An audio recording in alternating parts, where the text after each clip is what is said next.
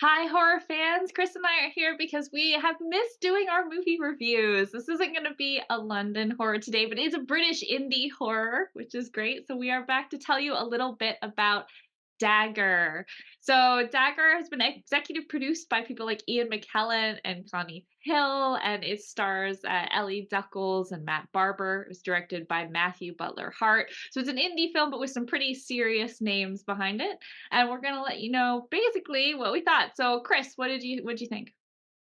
Oh, put me on the spot. I like it. All right. So yeah, it's a found footage film. Um, and I do like those. And so I liked the movie overall. It felt like two movies in one kind of to me. It starts off very like social media driven, and these two characters that are the they're on the TikTok and they're doing these pranks and they get all these views, and then you have the other set of characters who are making an independent movie at a Welsh estate, I guess would be the correct word, or an old castle, and the two that happens to be haunted, uh, for lack of I think I'm Better, saying this yeah. correctly. I don't want to give like major spoilers away, but then the two kind of intertwine. I enjoyed the movie a lot. I'm curious to hear what you have to say, because I did find it.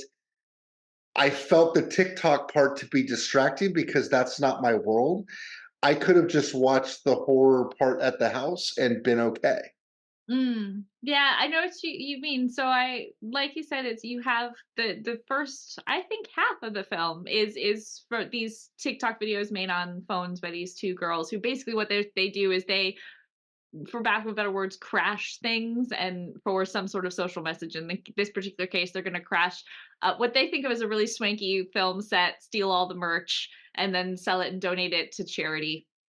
So they're going to prank them, I guess, through theft. Uh, it made me feel so old. So the opening scenes have a fox face is the one that I remember, but like a cat, I think maybe, and a fox Yep. covering their faces to keep their identity secret. I am aware that this happens. My niece probably watches those. I am a little bit on the old side. So I was sort of like, my first thought, and this is terrible, it shows that I'm old fashioned. My first thought was, oh God, are they gonna have the emojis the whole time? Because I won't be able to I do want That was my first thought that. as well. Right? I was like, "Oh, no." I can't watch that for an hour and a half. Like, there's no way. And so, yeah, because of that, I maybe got off on, like, the wrong foot with the TikTok anyway, because I don't think the characters are badly developed or anything. I was like, "This is not my world." And as you said, they cut back to this house, and this house is it's a small film shoot that I think is, like, supposed to be an ad for various things, and I was like, Okay. "Ah, this is my world." I know, small film set, everybody is just exhausted and trying to get everything done. The haunted house. Boom, done. So that part for me, I was like, yeah, tick, this is a good, solid ghost story. You've got those little jump moments. You've got a lot of it happens through screens, which was kind of cool. You have like, you obviously see them filming, but then you're watching some of the film back on the feedback stuff. So they are well funded compared to the sets I've been on. So have iPads. We have like these old school screens that look like they belong in like scuba diving gear are the ones that I'm used to. But you look at the feedback screen that the director has to make sure the shot, like, and like that's quite cool. I liked the way they played with the traditional found footage story and the ghost story by showing you get to see a television for our generation. Yeah. Yes. And then you get the iPad for I'm assuming he's kind of millennial, so maybe my generation, but younger. And then you've got the TikTok phone. So there's something for the whole family. I just don't It know if is. all the bits work for everyone. Like, I wonder if Kaylin, my niece, for example, or Holden would see the TV bit and be like, oh, that's really stupid. Whereas we probably really liked the TV bit where the guy's got his video journal. What did you think? Yeah. I, I There was a lot going on. So I don't know if I looked, my first thought was when they showed them filming was, we've now talked to people on these movie shoots. We've talked when you're going on movie shoots. And I'm like, well, this seems pretty non-hectic and pretty nice. And well, there's only like four people there. Like, and that's interesting too. Like, Pretty chill. there wasn't, I mean, and I haven't been on a shoot, so I can't say, but what drew, so found footage to me is like quintessentially like Blair Witch Project, Mm, where like that was the one that kind of got me into liking found footage. Everything was on this handheld camera. Um, this movie threw me off because, like you said, some of the scenes were looking back on their look watch back reels, and some of it felt very like you're watching it kind of from a distance mm. at something happening, as opposed to the person holding up their phone the whole time or like running and you're seeing the ground. I did like the video journal, but I didn't put it together as in like the different like genres or generational. I just was like, I can understand what they're doing there. Like, so that's okay. I mean, I understand that TikTok has its place, and those people aren't making stuff for us. We just have to come to that conclusion that we're now old, and that's just a different media for different people, and that's fine. Our great grandparents didn't watch TV; they listened to the radio. So I understand that this is all going this way. My kids would rather watch their phone than watch their a 50-inch TV movie, and it blows my mind. So everybody has their own thing. But when they got to when Dagr got to the point where they're at this place and everybody's there, and murders are happening, and there's this, and they're explaining the darkness at this house, and I liked that part. Like, I found myself drawn into like really caring what was going on at that point. Where in the beginning, I'm like, oh, they stole a car. Why? I don't know. Yeah. Yeah, I agree. I think that's the thing as well, is, like, okay, taking away the generational divides and stuff, at the heart of a horror story, what you want is moments where you're scared or engaged or Mhm. horrified in some way. I think I had solid sections of that, but I never felt like it was there was nothing sort of that you wouldn't expect in a classic standard ghost story. So it's like, for me, it's not innovative or new, but it's not badly done either. It's put together, it has some jump moments, it has some tension moments, it builds the Yeah. atmosphere. So for me, if I had to like give an overall thing to people, I'd say it's a sort of solid ghost story with a wrapping that you may or may not be able to engage with depending on maybe your generation, maybe how Yeah. into that you are. What do you think? Is that fair? Or what grasps you, right? So like I was almost distracted by the TikTok thing, which then by the end of it, it wasn't as much TikTok stuff. So like you're like, I could focus more there as opposed to the beginning. My American is going to show here, and I apologize up front. In one of the marketing pitches is they're it's a comedy horror, and they call it like I want to say it was like Ab Fab, so absolutely fabulous, which is I know is a famous show over there. I'm assuming it's a famous comedy show over there because I've seen stills of it or like clips, small clips. I don't remember laughing in the movie, So the or app, at parts that I laughed at some of the scenes with the people in the shoot where like there were some things that struck me as funny, but like I think that the ab fab part was supposed to be the two girls, and so like it just completely went over my head. yeah, so AbFab with it's two women. You probably know Joanna Lumley. I think she's probably the one of the two that you know. Blonde She's hair, been in taller. movies. Yeah, Yep. exactly. So they're like a not a Thelma and Louise because they don't kill people or anything, but like they're like that dynamic duo. They play off of each Okay. other. They're best friends. They're sometimes catty. They're sometimes not. I That makes think sense that's then. what the two girls are supposed to be. I will agree with you. I had forgotten until you said it that it was a horror comedy.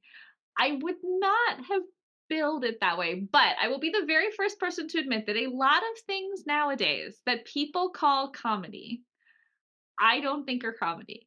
If you have written a joke in a drama movie, it does not a comedy make. Like, jokes are fine. They exist in nature. That doesn't make what you've made a comedy. I don't think this is like, and you can have very serious horror comedies. American Werewolf comes to mind. That is Mhm. very funny. It's built and structured like a buddy comedy, but also has very scary moments. 100%. Shaun of the Dead, same thing. I don't think this is in that category of horror at all. I would have shoved it in with the usual sort of like, I would say folk horror-y Blair Witch would be Yeah. my.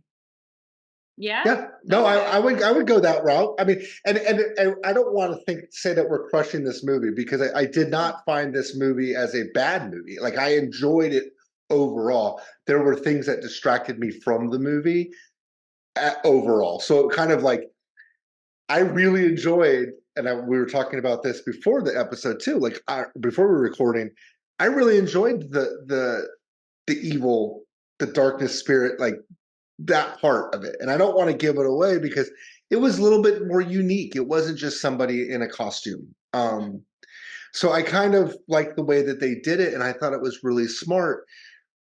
I it was an average to good movie to me, and there's nothing wrong with that because there's a lot of movies I see that I'm like, and never going to talk about this movie again. So like it wasn't in that by any means. I've actually told somebody that I work with that I was like, this is worth your time at some point. Like, I don't know what you're going to think, but I recommended it to them when it comes out for them to be able to see. Like, I was like, check it out. I want to know your opinion because it's definitely something you could talk about. And it's something that I want to know. And there was definitely redeeming qualities to the film because we've talked about it at least twice. Yeah. So, but I think that's the thing. You're right. Maybe that's the thing to think about when you're going to review. Okay, so it's got things to talk about, good and bad. But you're right. Would I recommend it to somebody? I have. You're absolutely right. I have. A friend of mine, Francis, really likes found footage. I think this does, whether it's for him or not individually, it has some twists on the found footage thing. It mhm. takes some really interesting angles. The story's solid, so I recommended it to him. So you're right. There are people I would recommend this movie to. So it's got to be as horror fans, that has to be a lot better than a lot of other stuff we watch. There's a movie I watched the other day, didn't even bother finishing it. It's called Girls Night Out. It looked like it was going to be a great idea. I think it's from the 80s. Bear mascot from university with Freddy Krueger knives for fingers, terrorizes a sorority party. Bored out of my mind an hour in and only one death. So So like, see, much better than so 100%. many. 100%. Like I watched the whole movie and I was more entertained as the movie went on. So like it built up to that. And so I did recommend it and the person I recommended it to might come back to me and say, "Yeah, that wasn't worth my time, man." But it was enough that I thought, like you said, there are movies that I watch. I'm like, I will also tell them not worth your time. Like I'm happy to do that. Like we could say Skinamarink. Oh my We god. we didn't recommend that one. So bad, don't watch it. Definitely, if you are considering watching Skinamarink, watch Dagger instead. Oh, Much twice. Watch it better. twice. Yeah, Watch watch it twice. it twice. There we go. This is So our yeah, yeah, we'll have our like layers of, as we build this. We'll have Skinamarink is like just don't do it. And we'll have sort of Dagger level. Like some people love it, some people be like, yeah, some people be whatever. And then we'll have some, I don't know, what do we say? Shaun of the Dead is up here. What's our Cockneys v Zombies? yeah, yeah. Or We like, can. we love this. We've watched it loads. We will watch loads again in the future. We'll have to come up with some kind of cool graphic for people that used to watch Top Gear. Every time that they would do the celebrity track, and you would have the time, and you could do that.